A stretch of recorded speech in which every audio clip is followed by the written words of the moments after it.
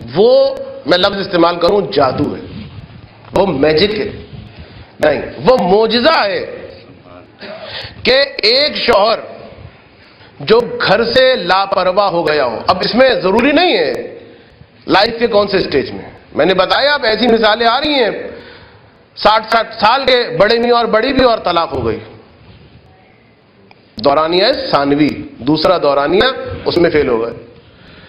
تو یہ وہ معجزاتی چیز ہے بیوی کے اخلاق، اچھے اخلاق، کہ اگر شوہر گھر سے بے پرواہ ہو گیا، اگر شوہر گھر میں دیر سے آ رہا ہے، اگر شوہر تندخو ہے، اگر شوہر جھگڑالو ہے، اگر شوہر بیوی کے ماں باپ کی عزت نہیں کر رہا، اگر شوہر بیوی کے عزیزوں کی عزت نہیں کر رہا، اگر شوہر، اب میں لفظ استعمال کروں گا، اگر شوہر نفسیاتی بیماری کا اتنا شکار ہو گیا ہے کہ اٹھتے بیٹھتے بیوی کو طلاق کی دھمکیاں دیتا ہے، یہ نفسیاتی مرض ہوتا ہے، یہ کوئی مردانگی نہیں ہوتی. اور روایت کا جملہ ہے، رسول فرماتے ہیں، بلکہ یہ وہ روایت ہے کہ چوتھے امام نے، حضرت امام زین العابدین علیہ السلام نے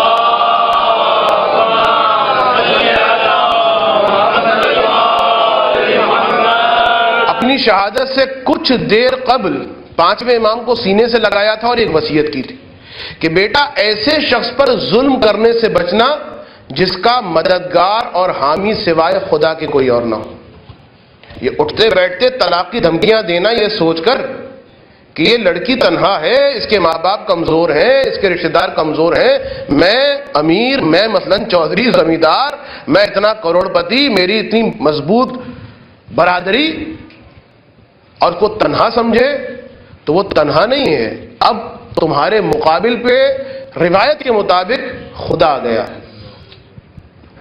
تو بہرحال اگر ایسے سارے مسائل ہیں، خوش اخلاقی شوہر کو گھر کی طرف واپس پلٹاتی، خوش اخلاقی بیوی کے ماں باپ کا احترام کرنا سکھاتی، خوش اخلاقی شوہر کی تندخو زبان کو شیرین زبان میں منقلب کر دیتی، اور بہت سارے ثمرات. ایک راوی رسول کی خدمت میں آیا اور کہتا ہے، اللہ کے رسول، میری ایک بیوی ہے کہ جب میں اپنے گھر میں آتا ہوں تو مسکراہٹوں کے ساتھ میرا استقبال کرتی، اور جب میں صبح کام کے لیے جاتا ہوں تو بدرقہ کرتی، یعنی دروازے تک باقاعدہ مجھے چھوڑنے آتی. اگر میں کبھی پریشان ہو جاؤں تو مجھ سے کہتی ہے کہ اے میرے سرتاج، اگر تو رزق کی وجہ سے پریشان ہے تو کیوں گھبرا رہا؟ اس لیے کہ خدا تیرے اور میرے رزق کا ضامن ہے. اور اگر تو کسی اخروی مسئلے کی وجہ سے آخرت کی خاطر پریشان ہے تو خدا تیری اس پریشانی کو اور کرے، اس لیے کہ تیری توفیقات میں اضافے کا سبب ہے.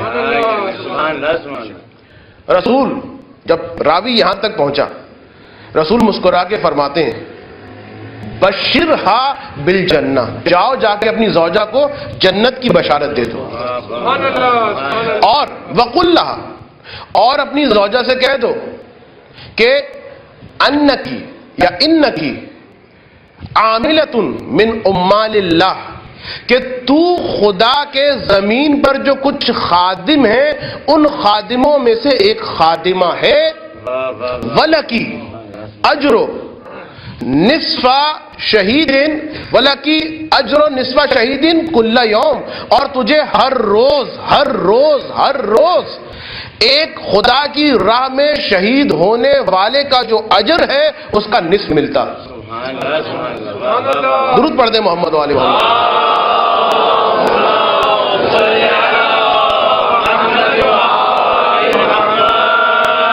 جہاد المرأۃ حسن التبعل، مولا کائنات کا جملہ کہ جہاد ہے ایک عورت کا کہ وہ اپنے شوہر کے ساتھ اچھا ایٹیچیوڈ رکھے، خوش اخلاقی رکھے، اور یہ چاہے، توجہ رکھیے گا، چاہے ایک طرفہ ہی کیوں نہ ہو، یعنی شوہر بدتمیز ہے، یعنی شوہر تندخو ہے، یعنی شوہر برے اخلاق کا ہے. لیکن دیکھیے جہاد میں عیاشی نہیں ہوتی ہے، جہاد میں تیر آ رہے ہوتے ہیں، جہاد میں حملے ہو رہے ہوتے ہیں، جہاد میں بھوک ہوتی ہے، جہاد میں پیاس ہوتی ہے. تو اب وہ مرد کا جہاد ہے کہ وہ میدان جہاد میں جا کر کوئی انجوائمنٹ نہیں کر رہا ہے، کہ کوئی ڈزنی ورلڈ میں نہیں پہنچ گیا ہے. اسے تیر بھی برداشت کرنے ہیں، اسے گولیاں بھی برداشت کرنی ہیں، اسے زخم بھی برداشت کرنے ہیں. تو یہ جو عورت کہ جو ایسے بدمزاج شوہر کے ساتھ پورے حسن اخلاق کے ساتھ زندگی گزار رہی ہے، علی علیہ السلام فرما رہے ہیں کہ یہ تیرا جہاد ہے اور تو شہداء کے ساتھ محشور ہونے والی ہے. ایک درود پڑھ دیں محمد علیہ.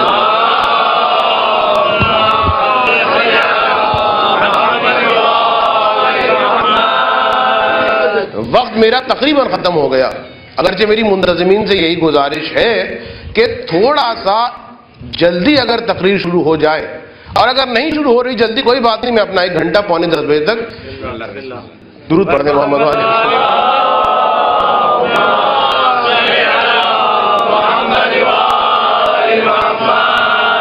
تو خوش اخلاقی، جادو، میجک، معجزہ. لیکن یہ خوش اخلاقی جو مشکل ہے. دیکھیے روزانہ اجر مل رہا ہے کتنا؟ جو ایک آدمی شہید ہوتا ہے خدا کی راہ میں، جس کو رسول شہید کہہ رہے ہیں، جس کو وہ جہاد کو بدنام کرنے والے نہیں،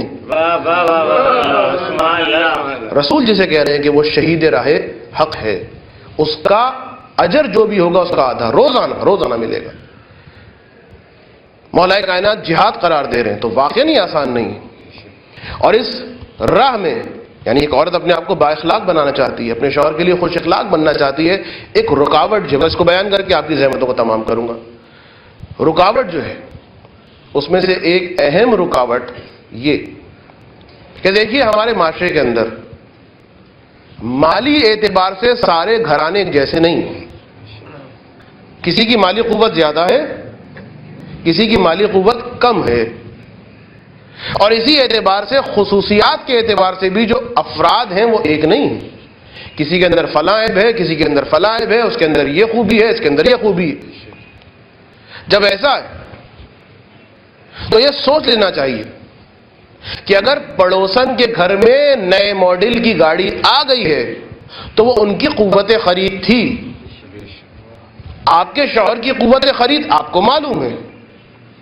اب اگر آپ اصرار کر رہی ہیں کہ نہیں میں نے تو گاڑی کی بات کر دی، جیسا بکرا ان کا آیا ہے ویسا ہی بکرا اور ایسی آوازیں نکالنے والا بکرا آنا چاہیے. پہلے تو ہم سمجھتے تھے کہ لطیفوں میں بات ہوتی ہے، نہیں، پریکٹیکل، کہ ان کا بکرا جو ہے وہ اس طرح اکڑ کے چلتا ہے، ہمارا بکرا اور اکڑ کے چلے. یہ چھوٹی چھوٹی باتیں. تو دیکھیے جو قیمت خرید ہوتی ہے، جو قوت ہوتی ہے، جو مالی استطاعت ہوتی ہے، آپ کے پڑوسن کے شوہر کی یقیناً ہے، لہٰذا وہ پرووائڈ کر رہا ہے یا جس طرح بھی پرووائڈ کر رہا ہے. آپ نے اپنے آپ کو دیکھنا. اگر آپ کی مالی استطاعت نہیں ہے، سب سے پہلے یہ طے کیجئے کہ کیا اس چیز کی ضرورت آپ کے گھر میں ہے. اس وقت دنیا میں ہائپر مال جو ہیں جگہ جگہ بڑے بڑے، مثلاً آپ جائیں تو ہر قسم کی چیز، یعنی کنگھی سے لے کر مثلاً گھر کا فرنیچر تک، وہ ایک ہی شاپ میں، ایک ہی ہائپر مال میں مل جائے گا. اور ہوتا کیا ہے وہاں پر؟ ہوتا یہی ہے کہ وہ بے وقوف تو نہیں، انہیں پتا ہے کہ لوگ آئیں گے اور لوگ ہوتے ہیں بے وقوف. یہ اچھا لگا، ضرورت نہیں تھی، لینے آئے تھے ایک ٹوتھ پیسٹ، وہ بھی اچھا لگ گیا، یہ بھی ضرورت بن گئی، یہ بھی اچھا لگ گیا، ایک پوری ٹوکری بھر کے چلے گا، اور بعد میں جب بل آیا ہو 15 روپے 20 روپے 40 روپے کا ٹوتھ پیسٹ لینے کے لیے آئے تھے، لیکن اتنا ہمارا خرچہ ہو گیا. تو اس کے لیے کہا یہ جاتا ہے، جو ایکسپرٹس ہیں وہ کہتے ہیں کہ سیونگ کا ایک انداز یہ ہے کہ جب بھی آپ ہائپر مال میں جائیں پہلے سے اپنے آئٹمس کو لکھ لیجئے، اور ان آئٹمس کے علاوہ کہیں اور نبلنگ نہ کیجئے، دوسرے آئٹمس کی جانب نہ بڑھیے. ضرورت لگے گی نہیں، آپ سوچ کر آئے ہیں، سوچ کر آ گئے ہیں، یہ طے کیا ہے، اس کے علاوہ کچھ اور نہیں لینا. اسی طریقے سے پہلے یہ تو طے کرے وہ عورت کہ کیا واقعاً ہماری ضرورت بھی ہے یا نہیں، اور اگر ضرورت ہے تو کیا میرے شوہر کی قوت خرید ہے بھی یا نہیں. اور اگر واقعاً ضرورت ہے، شوہر کی قوت خرید نہیں ہے، جب یہ دو باتیں معلوم ہو گئیں، ایک طرف سے واقعاً نیسیسٹی، واقعاً ضرورت، واقعاً یہ فریج بہت چھوٹا پڑ رہا ہے، واقعاً بڑا فریج چاہیے، واقعاً مثلاً اب ایک ڈیپ فریزر کی مثلاً ضرورت پڑ گئی، واقعاً مثلاً گھر کے اندر یہ پنکھا کافی نہیں ہے، حقیقتاً گرمی اتنی پڑ رہی ہے کہ ایک اسپرٹ یا ایک اے سی آنا چاہیے، ضرورت ہے، واقعاً ضرورت ہے، کوئی اللے تللے یا کوئی عیاشیاں نہیں ہے، طے ہو گیا۔ اس کے بعد سیکنڈ سٹیپ یہ ہے کہ کیا شوہر کی اتنی قوت ہے؟ اگر قوت ہے فبہا، بہت اچھی بات۔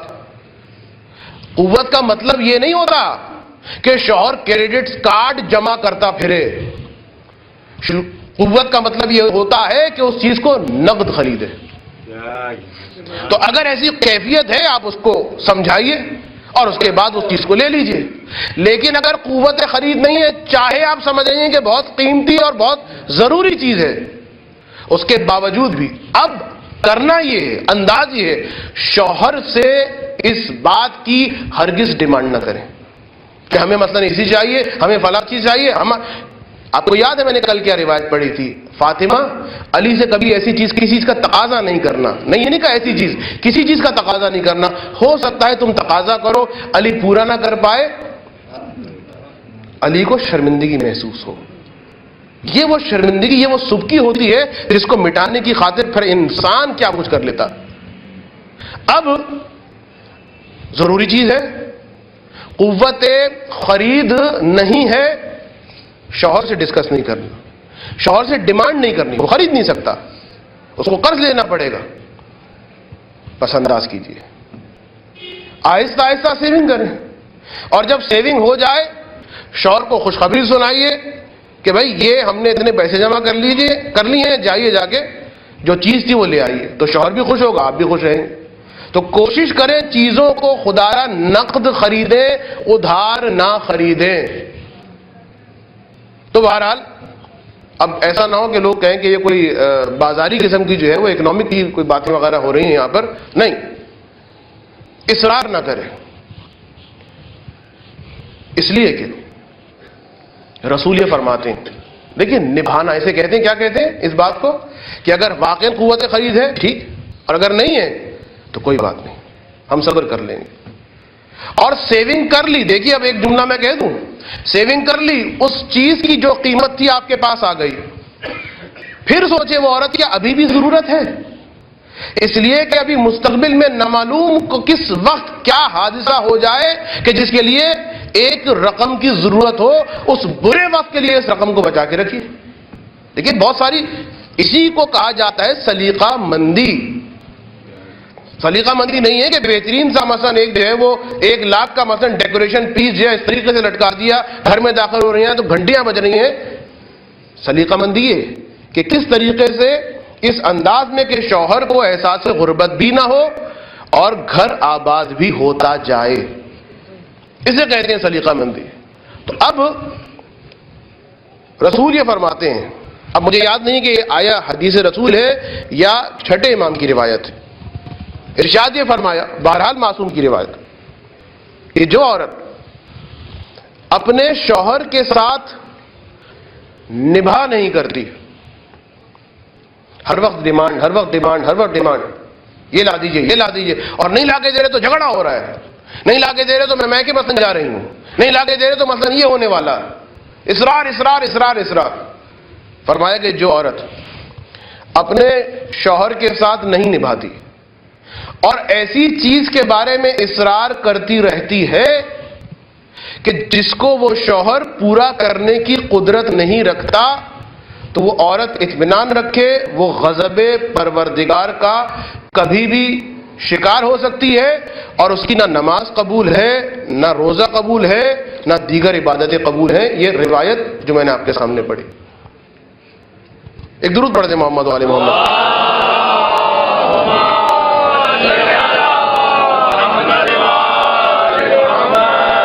دیکھیے ایک بہت اہم اصول سامنے آیا جس پر میں اپنی بات کو ختم کر رہا ہوں، بے جا توقعات، کہ جب ان کے گھر میں یہ ہے تو ہمارے شوہر بھی یہ لے کر آئیں گے، انتہائی برے نتائج کا حامل۔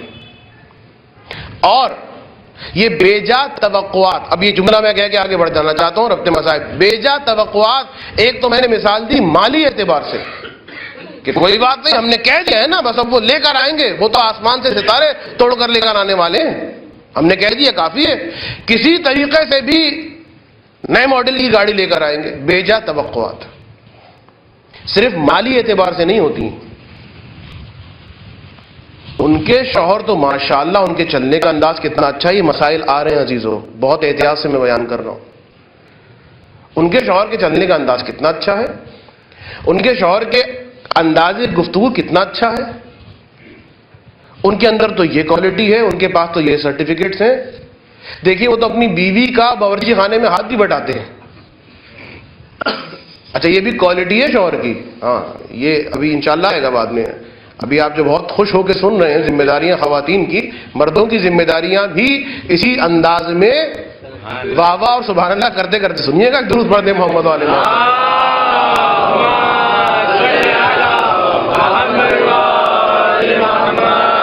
بے جا توقعات مالی نہیں ہونی چاہیے، طریقہ میں نے بتایا، بیان کر دیا۔ اور اسی طریقے سے ایک انسان ہے وہ مکمل نہیں ہے، اتنی زیادہ باریک بینی سے جب آپ عیب تلاش کریں گی تو پھر عیب نکل آئے گا۔ اور جب معذرت کے ساتھ یہ لفظ بہت سخت ہے کہ جب نگاہ دوسرے عورتوں کے شوہروں کی خوبیوں پر پڑھنے لگ جائیں تو یاد رکھیے تباہی اور بربادی کا ایک باب کھل جاتا ہے۔ ان کے اندر یہ ہے، ان کے اندر یہ خوبی ہے، ان کے اندر یہ کمال ہے، اطمینان رکھیے۔ اگر آپ اپنی کھال کو کھجانا شروع کر دیں، تجربہ مفت ہے لیکن کیجئے گا مت، بہت زور سے دیکھنے کے لیے کہ ہوتے ہیں بعض شکی مزاج کے جو وضو وغیرہ کے مسئلے میں بہت شکی ہوتے ہیں کہ دیکھ رہے ہیں کہ بھئی وہ میل ہٹی کہ نہیں ہٹی، ہٹی کہ نہیں ہٹی، میل تو ہٹ گئی، ایک نجس چیز نکل ہے خون، اب اس کو پاک کر رہے ہیں۔ تو دیکھیے جب اتنا کرے دیں گے اندر سے نجاست ہی نکلے گی۔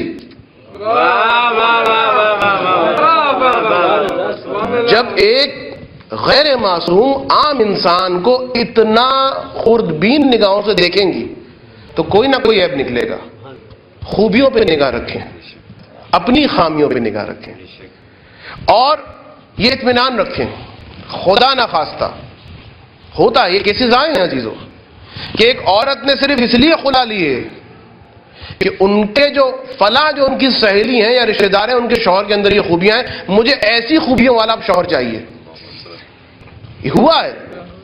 ایسی عورتیں اطمینان رکھیں، طلاق کے بعد ان کی رشتے کے لیے کوئی لائنیں نہیں لگیں گی،